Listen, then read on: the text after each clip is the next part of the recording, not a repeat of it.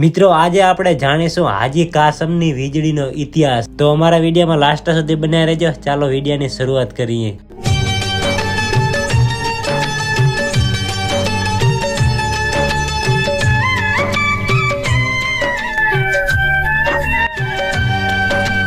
ચોર્યાસી બંદરના વાવટા જેવા કચ્છના માંડવી બંદરનો દરિયો આજે જાણે ઘેલો તૂર બની ગયો હતો। પાણીના ઉછળતા મોજા ઘડીકમાં આકાશમાં ચડતા હતા અને ઘડીકમાં નીચે પછડાતા હતા।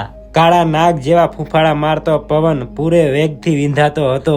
અરબી સમુદ્ર પરથી દોડ્યા આવતા પાણી માંડવીના કિનારા પર પછાડા મારતા હતા। સંવત 1945 કારતક સુદ પાંચમ અને ગુરુવારનો દિવસ હતો। સને 1888 ના નવેમ્બર માસની 8મી તારીખ હતી। કચ્છના માંડવી બંદરના કિનારે બપોરે બરોબર 12 વાગે એક સ્ટીમર લાગતી હતી। એક સુશોભિત નગરી જાણે સાગર પર તરતી હોય એવી એક સુંદર અને વિશાળ હતી। એ આગ બોટનું નામ હતું વેતરના, પરંતુ એના ઝળહળતા વીજળીના પ્રકાશના લીધે લોકોએ એને વીજળીનું ઉપનામ આપ્યું હતું। આ વીજળી આગ બોટ વીજળીની રોશનીથી ઝળહળતી ઉઠતી હતી અને વીજળી જેવો જ એનો વેગ હતો, એટલે એનું વીજળી નામ ઉભય અર્થમાં સાર્થક થતું હતું। વીજળી બોમ્બે સ્ટીમ નેવિગેશન કંપનીની આગ બોટ હતી। આ કંપની મુંબઈના હાજી હાસમ જુસમ નામના શેઠે કેપ્ટન જેમ્સ શેફર્ડ નામના અંગ્રેજ સાથે ભાગીદારી કરી હતી। એનો વહીવટ હાજી હાસમના ભાઈ હાજી કાસમ સંભાળતા હતા। આ કારણથી એ કંપની હાજી કાસમની કંપની કહેવાતી હતી અને વીજળી આગ બોટ પણ હાજી કાસમની વીજળી તરીકે જાણીતી થઈ હતી। વીજળી આગ બોટ 279 ફૂટ લાંબી હતી। તેમાં 25 કેબિનો હતી। તેનો કપ્તાન ઇબ્રાહિમ અત્તી આગ્રહી અને ઝક્કી હતો। કોઈની સલાહ કે શિખામણ માનવી એ એના સિદ્ધાર્થની બહારની વાત હતી। કમનસીબે એના હાથમાં આ વીજળી આજે આવી પડી હતી। આ વીજળી આજે માંડવી બંદરના ખુલ્લા સાગરમાં ઉછળતા મોજા વચ્ચે ડોલી રહી હતી। સમુદ્ર આજે એકાએક મસ્તીમાં આવી ગયો હતો। વીજળીનો કપ્તાન ઇબ્રાહિમ અભિમાની હતો। એની તાકાત પર એ મુસ્તાક હતો।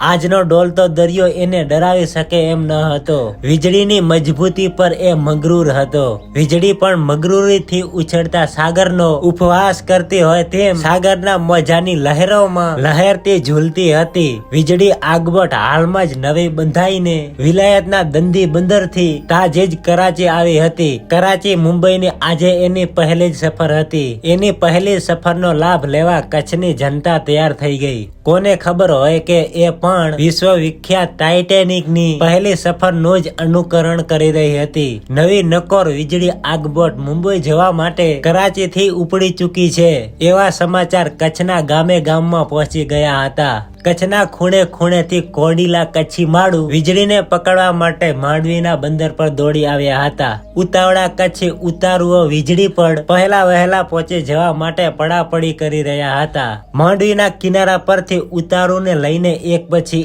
એક માછવા છૂટવા લાગ્યા હતા। કચ્છના 750 મુસાફરો વીજળીની સહેલ લેવા માટે તલપાપડ બની રહ્યા હતા। કચ્છના જુદા જુદા ગામોમાંથી 13 જાનો મોડ બંધા વરરાજા સાથે મુંબઈ પહોંચવા માટે વીજળી આગબોટ પર ચડવા માંડવી બંદરે આવી પહોંચ્યા। માંડવી બંદરનો રેતાર કિનારો લગ્ન ગીતના ગુંજવાથી ગાજી રહ્યો હતો। 13 જાનના જાનૈયાઓ અને નિષ્ણાત જ્યોતિષો દ્વારા મંગલ મુહૂર્ત જોડાવીને નીકળ્યા હતા, પરંતુ ભાવિ પદાર્થના જ્યોતિષનો ભેદ તો કોણ જાણી શક્યું છે? ભવિષ્યના ભેદને પારખવા બિચારા પામર માંડવીનું ગજુ પણ કેટલું। એ સમયે મેટ્રિકના વિદ્યાર્થીઓને પરીક્ષા આપવા માટે છેક મુંબઈ જવું પડતું હતું। મેટ્રિકનો પરીક્ષાનો દિવસ એ જ અરસામાં આવતો હતો।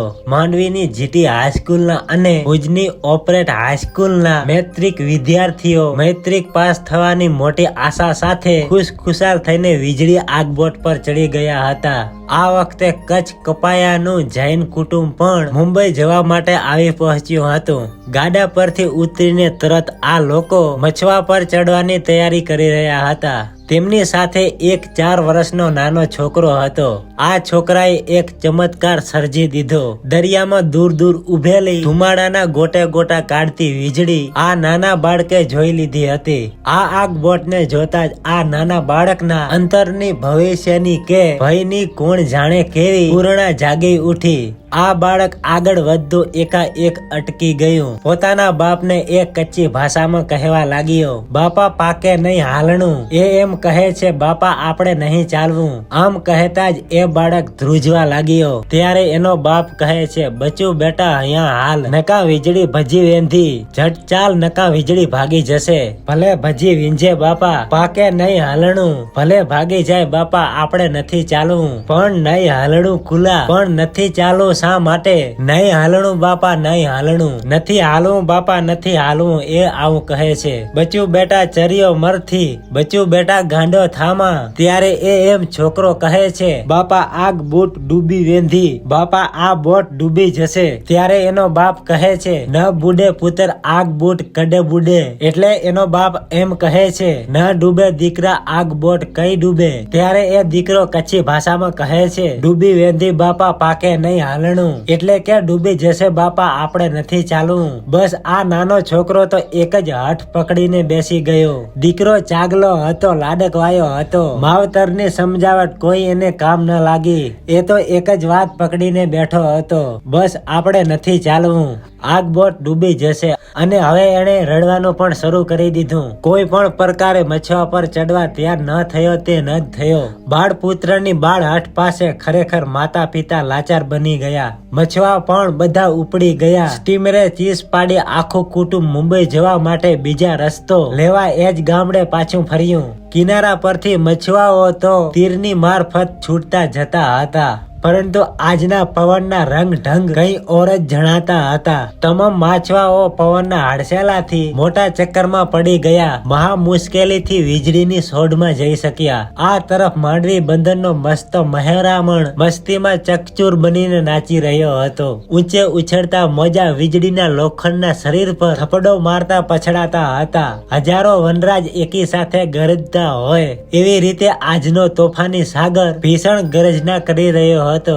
તમામ માછવાના ઉતારુઓ એક પછી એક વીજળી પર આવી ગયા હતા. મછવાના નાખુદાઓ સહી સલામત વીજળીની શોધમાં આવી લાગવાથી ખુદાનો અહેસાન માનવા લાગ્યા. માંડવીના મહેરામણનું આવું તાંડવ નૃત્ય આ અનુભવી નાખુદાઓએ આજ લગી કદી જોયું ન હતું. એટલામાં એક કર્કશ ધ્વનિ સાથે વીજળીનું લંગર પણ ઉપડ્યું. આગબોટનું ભૂંગરું ભયાનક ઘેરા નાદ સાથે મહિષાસુરના ભીષણ સુરથી ભૂકી ઉઠ્યું. સીટી વાગી અને આગબોટ ધીમે ધીમે પાણીમાં સરકવા લાગી. કચ્છના 750 ઉતારુઓને પોતાની ગોદમાં લઈને સાગર પટ પર હિલોડા લેતી વીજળી માંડવી બંદરને છેલ્લી સલામ કરી વીજળીની ઝડપે આગળ વધવા લાગી. દરિયાના પાણી પર ધીમે ધીમે અદ્રશ્ય થતી વીજળી જ્યાં સુધી દ્રષ્ટ્ય પરથી દેખાતી બંધ થઈ ત્યાં સુધી પ્રવાસીઓના સગાવાલા માંડવી કિનારા પર વીજળી તરફ મીટ માંડીને ઉભા રહ્યા હતા. કોઈ પોતાના સ્વજનોને વિદાય આપવા હાથમાં રૂમાલ લઈને હલાવી રહ્યા હતા. કોઈની આંખોમાંથી વહાલાનો વિરોગ આંસુ રૂપે વહી રહ્યો હતો.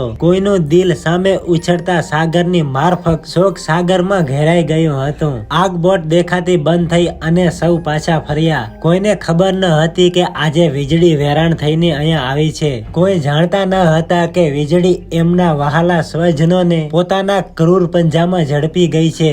પોતાના વાલેસરીઓને સદાયને માટે વળાયેલા છે. એવી તો કલ્પના પણ કોઈને ક્યાંથી આવે. વીજળી થોડા જ વખતમાં રૂપેર બંદર થઈને દ્વારકાના કિનારે આવી પહોંચી. કેટલાક ઉતારો અહીંયા ઉતરવાના હતા એ ઉતરી ગયા. દ્વારકાથી 185 ઉતારો લઈને વીજળી પાછી ભરસાગરમાં માર્ગ કાપવા લાગી. દ્વારકાનો કિનારો છોડતા જ દરિયામાં વાવાઝોડાના તોફાનની શરૂઆત થઈ ચૂકી. આકાશમાં કાળા વાદળોની ઘનઘોર ઘટા ઘેરાવા લાગી. કડકડાટ કરતી વીજળી ધોરે દિવસે આકાશમાં વિસોટા પાડવા લાગી અને ડુંગર જેવા મોજા ઉછળવા લાગ્યા. શિયાળાનો સાત સાગર આજે આવો મસ્તીખોર કેમ બની ગયો એ કોઈને પણ સમજાતું ન હતું. દ્વારકાથી એક સપાટી વીજળી પોરબંદર આવી પહોંચી. સાગરનું તોફાન તો પડે વધતું જતું હતું. પોરબંદરના દરિયામાં હાલક ડોલક થતી વીજળી પોરબંદરના ઉતારવાની રાહ જોતી ઉભી હતી. પોરબંદરમાં એક વખત લીલી સાહેબ નામનો અંગ્રેજ એડિમિનિસ્ટ્રેટર હતો.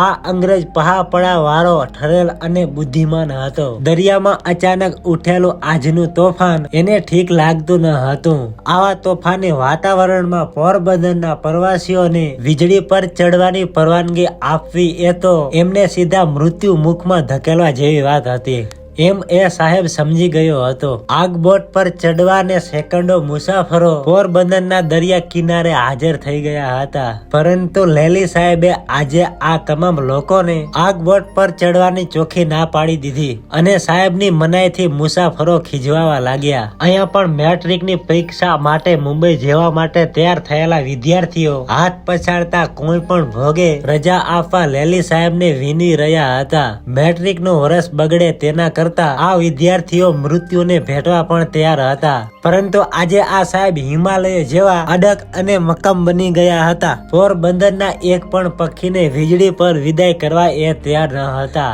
લેલી સાહેબના આપ ખુદ ફરમાન પર ધિક્કાર વરસાવતા વિદ્યાર્થીઓ અને પ્રવાસીઓ નિરાશ હૃદયે નિશાસા નાખતા પાછા ફર્યા. લેલી સાહેબે કાળો વાવટો ફરકાવીને આજના ભયાનક તોફાનમાં વીજળીને આગળ ન વધવાની સૂચના આપી દીધી. પણ વીજળીનો આગ્રહી કેપ્ટન ઇબ્રાહિમ સાહેબને આ સૂચનાને ગણકારે એવો ન હતો. એ પણ પોતાના આગ્રહમાં ડુંગર જેવો દ્રઢ હતો અને એ એમ કહેતો હતો કે મેં તો આવા અનેક તોફાનો જોઈ નાખ્યા છે. આવા તોફાનો તો હું ખીચામાં લઈને ફરું છું. લેલી સાહેબનો કાળો વાવટો વીજળીના કેપ્ટન ઇબ્રાહિમને એના નિશ્ચયમાંથી ડગાવી શકવાને શક્તિમાન ન હતો. પોરબંદરના કિનારા પર ફરકી રહેલા આ કાળા વાવટા પર ઉપેક્ષા અને ઉપવાસની એક દ્રષ્ટિ ફેંકીને વીજળીના કપ્તાને વીજળીને મહાસાગરમાં ઉછળતા મોજા વચ્ચે હકારી મૂકી અને મહારામણે પણ મજા મૂકવા માંડી હતી. કાળા દૂધ જેવા કાળા મોજા રાક્ષસોની માફક વીજળીને ખાઈ જવા જાણે ડાચા ફાડીને દોડી આવતા હતા. વીજળી ઘડીકમાં એ મોજા પર ઊંચી ચડતી હતી તો ઘડીકમાં નીચે પડકાઈ જતી હતી. આકાશમાં વાદળા નાચી રહ્યા હતા અને સાગરમાં મોજા નાચી રહ્યા હતા. એમની વચ્ચે વીજળી પણ અફડાતી કૂટાતી નાચી રહી હતી. ઊંચે અનંત આકાશ, નીચે અનંત પાણી ઉતારુઓમાં તો ગજબનો હાહાકાર મચી રહ્યો હતો. જ્યાં લગ્ન ગીતો ગવાતા હતા ત્યાં હવે કાળી ચીસો પડતી હતી. માતા બાળકને જોઈને રડતી હતી, બાળકો માતાને જોઈને રડતા હતા, બહેનો ભાઈઓને જોઈને રડતી હતી અને ભાઈઓ બહેનોને જોઈને રડતા હતા. જીવનની આશા સૌની આકાશ કુસુમત બની ગઈ હતી. રત્નાકર સાગર સૌની નજર સામે આજે કાળ સ્વરૂપે નાચી રહ્યો હતો. આમ ડોલમ ડોલ થાતી અને ડચકા ખાતી વીજળી વેરાણ સુધી તો અવારનવાર દેખાતી રહી. પછી તો કોણ જાણે ક્યાં એ અદ્રશ્ય થઈ ગઈ. વીજળી જેવી વીજળી વેરાવળ અને માંગરોળ વચ્ચેના ઊંડા દરિયામાં ક્યાંક ગરક થઈ ગઈ. એકંદર 1300 મુસાફરો પીઠી ભર્યા અને આશા ભર્યા કચ્છના 13 વરરાજા લગ્નનો આનંદ માણવા ઉપડેલી 13 જાનોના જાનૈયા અને જાનડીઓ, કોઈ એકલવાય માવડીની અંધા લકડી જેવા દીકરાઓ, આશા ભરી બેનડીઓના બંધુઓ, કોઈના બાપ, કોઈના બેટા, કોઈની માતાઓ, કોઈની દીકરીઓ, તમામને પોતાના ક્રૂર સિકજામાં સંકેલી લઈને વેરાણ વીજળી મહાસાગરના અગાધ જળમાં સદાયને માટે સમાઈ ગઈ. કચ્છ અને સૌરાષ્ટ્રમાં અનેક ગામોમાં કાળો કેર વર્તાઈ ગયો. કચ્છમાં તો લગભગ તમામ ગામોમાં સાદડીઓ મનાઈ ગઈ. ઘેર ઘેર રોકકણ અને કલ્પાતોના સ્વર સંભળાવા લાગ્યા. કેટલાક ઘર પર તો સદાયને માટે તાળા ચડી ગયા. અનેક માતાઓ પુત્ર વિનાની બની ગઈ. અનેક બહેનો ભાઈઓ વિનાની બની ગઈ. કેટલીક પત્નીઓના કંગન તૂટી ગયા અને વીજળીનું તો એક ભાંગેલું પાટિયું કે એકાદ માનવીની લાશ પણ કદી ક્યારે દેખાય નહીં. વીજળી જેવી વિશાળ આગબોટ કોણ જાણે ક્યાં પાતાળમાં પેસી ગઈ. કચ્છ અને સૌરાષ્ટ્રમાં વીજળીનું નામ કદી ભૂલાતું નથી. આજે પણ ક્યાંક રાવણ હાથાવાળા વેરાણ વીજળીને યાદ કરતા સંભળાય છે. વીજળી કહે મારો વાંક નહીં બાવા, લખ્યા છઠ્ઠીના લેખ, કાસમની વીજળી રે ભર દરિયે વેરાણ થઈ. આજથી 100 વર્ષ પહેલા આ ઘટના બનેલી અને એના માટે કવિઓએ લોકગીત પણ ખૂબ સરસ લખ્યું છે. આજી કાસમ તારી વીજળી રે મધ દરિયે વેરાણ થઈ. આજી કાસમ તારી વીજળી રે મધ દરિયે વેરાણ થઈ. શેઠ કાસમ તારી વીજળી રે મધ દરિયે વેરાણ થઈ. હે ભુજ અંજાર થી જાનું જૂતી જાય છે મુંબઈ કાસમ તારી વીજળી રે સમદરિયે વેરણ થઈ આ શેઠ કાસમ તારી વીજળી રે મજ દરિયે વેરણ થઈ દસ બજે તો બરોબર સળિયાન જાય છે મુંબઈ શેર 12 બજે તો બરોબર ચડિયાન જાય છે મુંબઈ શેર. મિત્રો તમને અમારો વિડીયો કેવો લાગ્યો કોમેન્ટ કરીને જરૂર અમને જણાવજો. આવા જ ઐતિહાસિક વિડીયો જોવા માટે અમારી ચેનલમાં જોડાયા રહો. મળીએ આપણે કોક નવા વિડીયોમાં.